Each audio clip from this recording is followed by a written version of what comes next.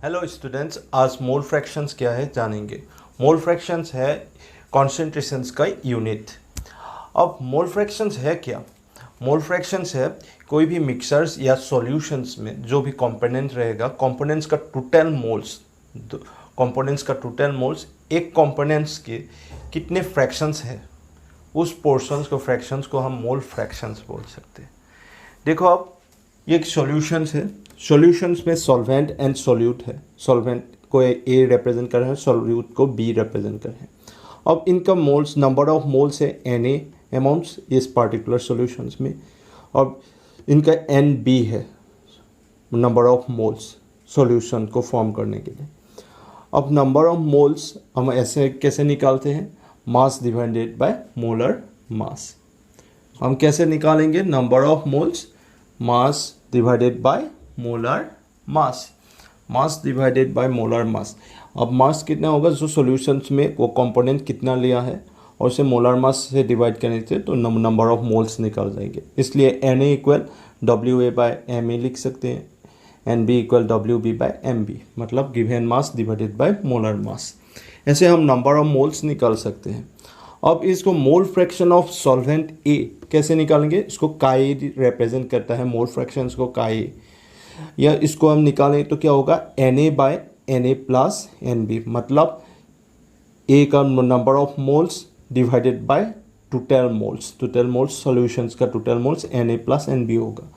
ऐसे हम mole fraction of solute B निकालेंगे तो काई B इक्वल क्या लिखेंगे? Nb by Na plus Nb, मतलब इन B का मतलब सॉल्यूट का number of moles divided by total moles करने से हम मोल फ्रैक्शंस कैलकुलेट कर सकते हैं।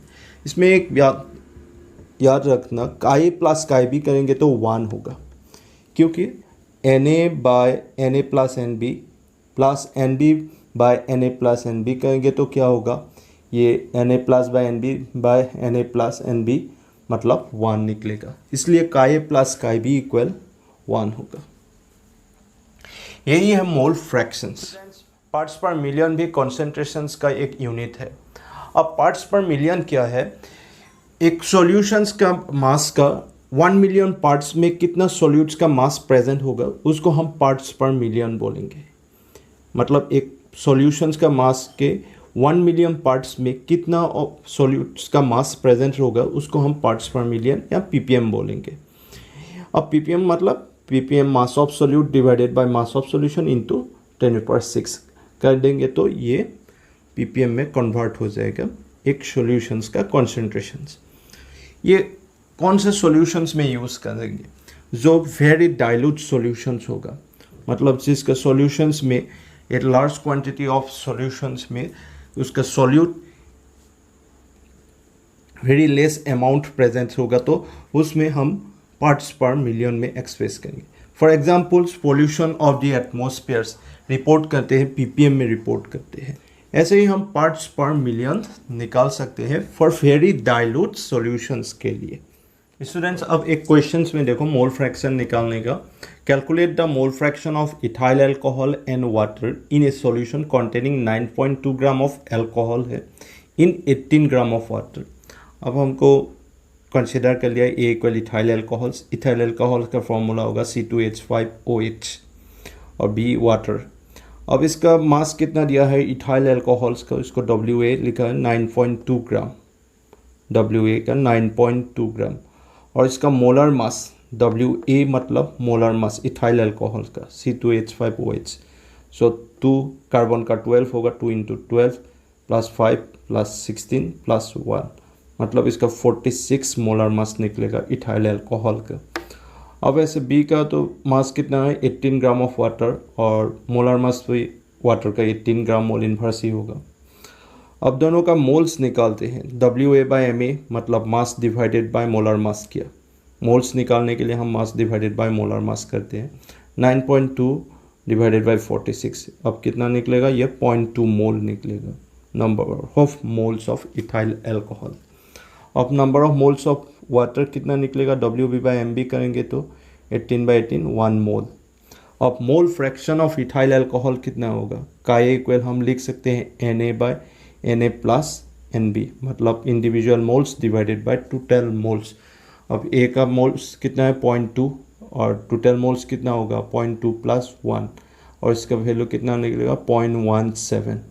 अब मोल फ्रैक्शन ऑफ वाटर निकालने के लिए ये फॉर्मूला यूज़ नहीं किया, डायरेक्ट का ए प्लस का बी इक्वल 1 हमको पता है। सो का ए प्लस हमको पता है का ए प्लस का बी क्या होता है 1 होता है। तो अब लिख सकते हैं का बी इक्वल 1 माइनस का ए, तो 1 माइनस 0.173 इक्वल 0.83 निकलेगा मोल फ्रैक्शन ऑफ वाटर। मतलब mole fraction of ethyl alcohol 0.17 और मोल फ्रैक्शन ऑफ वाटर 0.83 निकलेगा। ये ऐसे सिंपल हम मोल फ्रैक्शंस में कन्वर्ट कर सकते हैं कोई भी। नेक्स्ट क्वेश्चंस में देखो, what is the mole fraction of A solute in 2.5 molal aqueous solution. 2.5 molal मतलब इसका मोलैलिटी दिया है सॉल्यूशंस का 2.5 और इस सॉल्यूशन में सॉल्यूट का मोल फ्रैक्शन निकालना है। अब 2.5 मोलल एक्वस सॉल्यूशन मीन्स मतलब क्या बता रहे हैं 2.5 moles of the solute present in 1000 gram of water. Aqueous मतलब ये वाटर है इसका सॉल्वेंट, तो 1000 ग्राम ऑफ वाटर। अब सॉल्यूट का मोल्स 2.5 मोल हो गया। अब सॉल्वेंट का मोल्स मतलब वाटर का मोल्स कितना होगा mass divided by molar mass. So mass divided by molar mass इधर तो 1000 ग्राम है according to definition of molality. So 1000 divided by molar mass कितना होगा 18। वाटर का मोलर मास कितना है 18। सो डिवाइड करेंगे तो 55.55 मोल्स निकालेंगे। इसका नंबर ऑफ मोल्स 55.55 आएगा। अब मोल फ्रैक्शन ऑफ सॉल्यूट कितना होगा का ए equal moles of solute divided by moles of solute plus moles of solvent. ये होगा मोल फ्रैक्शंस के फॉर्मूला के बेसिस। अब 2.5 सॉल्यूट का मोल्स पुट किया 2.5 और सॉल्वेंट का मोल्स 55.5। अब इसको कैलकुलेशन करेंगे तो 0.043 इसका वैल्यू निकलेगा। तो मोल फ्रैक्शन ऑफ सॉल्यूट अब इस सॉल्यूशन में कितना होगा 0.043 और मोल फ्रैक्शंस तो यूनिट लेस है इसलिए इसका यूनिट भी नहीं होगा कोई भी। मोल फ्रैक्शंस यूनिट लेस है, ये याद रखना।